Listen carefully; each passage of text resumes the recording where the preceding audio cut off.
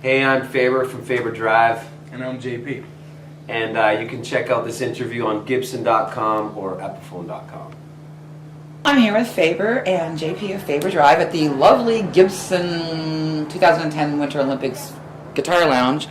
The Winter Olympics, what's been going on? What are you doing? Like, how are you feeling about it?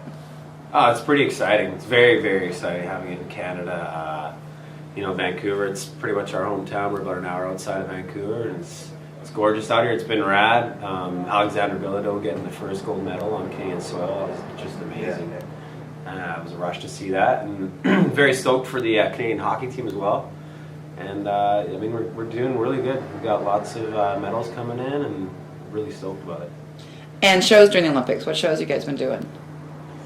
We did something for Much Music up at Whistler, MOD thing, where we just did an acoustic performance. And then we also rewrote some lyrics for our song Get Up and Dance. And it was kind of like an SNL type skit thing. Made fun of our own song, and basically they're airing it every day during the 18 days of the Olympics up here. And it's pretty cool. Now, JP, you were in the original lineup of Faber Drive. That's right. But now you have come into Faber Drive. How did all that happen? Well, it's kind of a funny story. Faber knew my dad. My dad has kind of been guiding me through the music industry and stuff since I was young. So he's Aaron Burchett. He knew Faber, and Faber was looking for a guitarist. And I gave him a text, and he's like, "Well, actually, my son can play." So then I actually just sent some videos of me playing their stuff, and it all just went really good and started jamming right away, and it just kind of went from there. It's been a year now, almost. Yeah. So it's been fun now. It's awesome. But it was pretty funny though. Originally, when Aaron sent me the text, he's like, "Yeah, my son can play guitar." I was like, "Okay, yeah, right." Proud dad. Your kid kind of sits there and tries to pick and can't play guitar at all. So I kind of wrote him off, and I was just kind of like, "Oh, cool." But then he bugged me again about it. He's like, "Hey man, what'd you ever think of my son?" I was like, "Well, I didn't really get a chance to check him out." And he said, "Well," and then he got JP to send me out some videos of him playing, and I was just like, "Holy crap!" Like, we had about 30 to 35 different guitar players try out, and JP was by far the best. Like, by far, he played the songs perfect. Now, we're in Guitar World. Gibson, what's in your guitar rigs? What are you playing? I've been my favorite right now is the Gibson Les Paul, the 1960 replica one. It's by far my favorite out of every guitar I've played. But yeah, just been playing that, and it's my main one. And then the other is the Sunburst. Is it a traditional? Studio? Yes, traditional. Traditional, yeah. And just been playing those, and yeah.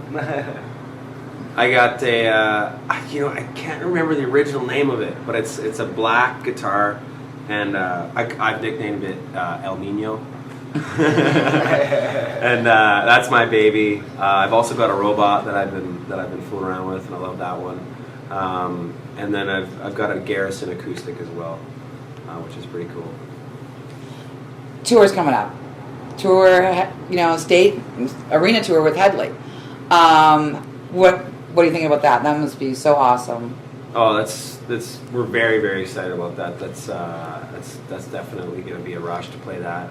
We've been on tour with the Headley boys before, and they're great guys to tour with. There's never a dull moment being on tour with those guys, and it's going to be amazing. It's going to be a rush playing in large arenas again. We did arena tour with Simple Plan before, and that was a lot of fun across Canada. But Headley's going to be a lot of fun too. Now the new record, I mean, it's not new now, but it's, it was a bit of a change from the last Faber Drive record. Definitely went in a new sort of, not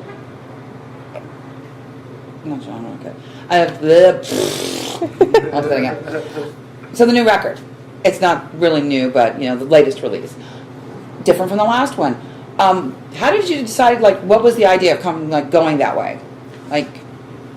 Basically, the first single off the record is Get Up and Dance.